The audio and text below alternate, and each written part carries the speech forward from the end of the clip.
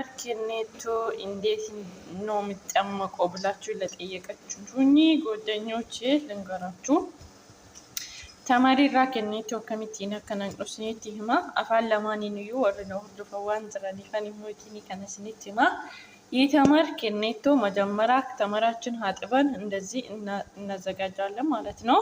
ከከነቲ ቆጴፈና ሰነቦዴ ቢሻን ደንፋ ደንፍሴን ጅራዋን ተይፊ ቢሻን ደንፋ ኢትነቅኔቲ የሞቀ ውሃ ወይም ደግሞ የፈላ ውሃውን እናዘጋጃለን። ከዛ በኋላ ለአንድ ሰዓት ኃይል እንደዚህ ዝብዝፍ አድርገን በፈላ ውሃ እንደዚህ ዝብዝፍ አድርገን እስከሚደርስልን ድረስ እናስቀምጣለን ማለት ነው። እንከድነዋለን። ከዛ ከአንድ ሰዓት በኋላ ደግሞ እንመለሳለን ማለት ነው። መክደን አለባችሁ። እየሳለኔ ትንሽ ነው፣ ሌላ እመጣለሁ።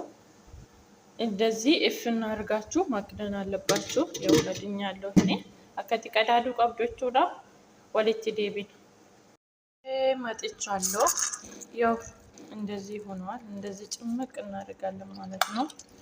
ትንሽ ከወጣ ድረስ አከከነቲ ወልቲ ዴቢኔ ራሳቴ ሳቴ ተኮም ቦርዴ ከነቲ ሱኩም ነጭውዳ ያው እንደዚህ ፍሬን ካወጣን በኋላ እንደዚህ ጭምቅ ካረን በኋላ ማለት ነው ከፋስ ድበሱ። እዚህ ጋር ደግሞ መጠለያ ያዘጋጃለሁ ማለት ነው። እናጠለዋለን።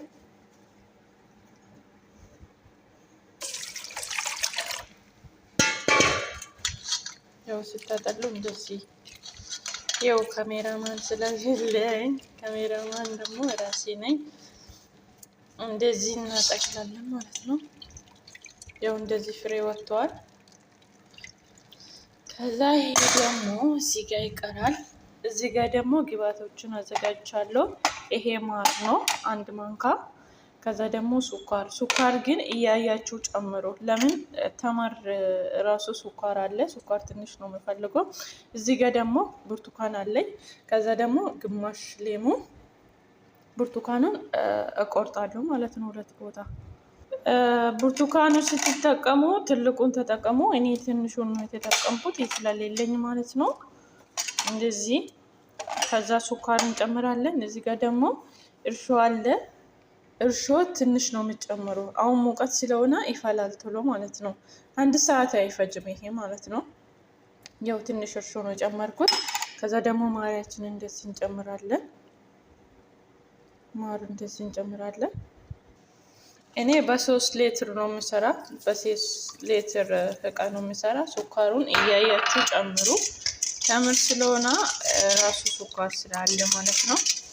እኔ ትንሽ ነው አረኩት። ይኸው እንደዚህ ካቀላቀልኩ በኋላ እዚህ ጋር እቃ አዘጋጅቻለሁ። እዛው ጨምራለሁ።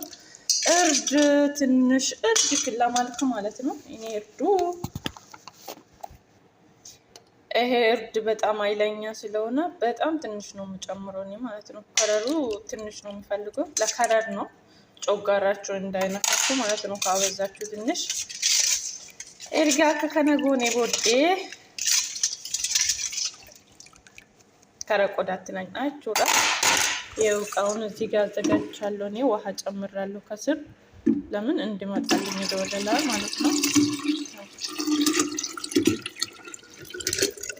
ዋን ጨምርበት። ያው እንደዚህ አድርጌያለሁ እኔ ማለት ነው። በ3 ሊትር ነው። ያው ይሄንን ይመስላል። ከ1 ሰዓት በኋላ እንመለሳለን ማለት ነው።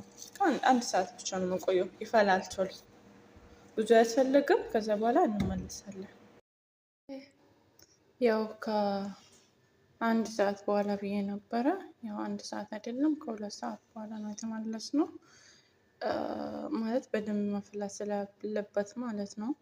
ኢትዮጵያ ላይ ላሉት ደግሞ 1 ሰዓት ሳይሆን 1 ቀን ማቆየት ነበረባችሁ። ለምን አይፈላም? ብርድ ስለሆነ ማለት ነው። ያው መዳም ቅመሞች ደግሞ እንደ ሀገራችሁ ሁኔታ ማለት ነው። ኦኬ እስከሚፈላ ድረስ እንደዚህ ታቆያላችሁ። ከፈላ በኋላ ይሄን ነገር ደግሞ እንደዚህ ታወጣላችሁ ማለት ነው። አሰር ነው ያኔ ከተጠጣም ችግር የለም። ግን ወደ ላይ እንደዚህ ሲሆን ደግሞ አውጡት ማለት ነው። ከዛ በኋላ እንመለሳለን። ያው ከዛ በኋላ እንደዚህ ቆንጆ የሆነ መጠጥ ሆኖልናል ማለት ነው። አሁን ደግሞ ሙቀት ስለሆነ በቤታችሁ በቀላሉ በአንድ ቀን ወይም ደግሞ በግማሽ ሰዓት ውስጥ በግማሽ ቀን ውስጥ ሰርታችሁ የምትጠጡት ነገር ነው። ስለዚህ በቤታችሁ ያለውን ነገር ሞክሩ። ንጹህ የሆነ ነገር ነው፣ ምንም ኬሚካል የለውም። ስለዚህ ማንኛውም ሙስሊምም ክርስቲያንም መጠጣት ይችላል፣ አያሰክርም ማለት ነው። ያው እርሾ ነው ያለ፣ ሌላ ነገር ምንም የለም። ቤታችሁ ሰርታችሁ እንደዚህ ጠጡት። አሁን ደግሞ የመዳም ቅመሞች ብርድ ሙቀት ስለሆነ ማለት ነው፣ ኢትዮጵያ ላይ ያለው እንኳን ብርድ ነው፣ ችግር የለም። እናንተም ደግሞ አዘጋጅታችሁ መጠጣት ትችላላችሁ። ተባረኩ። የለቶማ አቄዝና ይብሱ